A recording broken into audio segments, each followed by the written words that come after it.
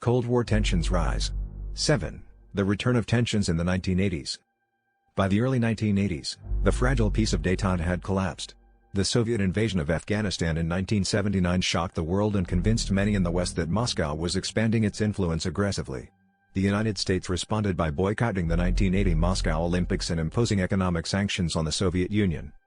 At the same time, Ronald Reagan, who became U.S. President in 1981, adopted a far more confrontational approach. He described the Soviet Union as an evil empire and launched a massive military buildup, increasing defense spending to unprecedented levels. One of Reagan's most ambitious initiatives was the Strategic Defense Initiative, SDI, often called Star Wars.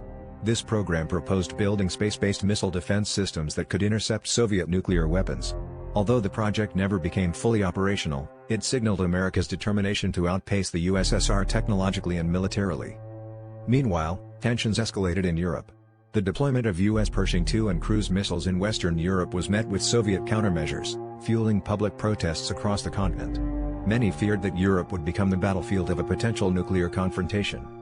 Economically, the Soviet Union was under increasing strain. The centralized system struggled to provide for its population while keeping up with America's technological advances.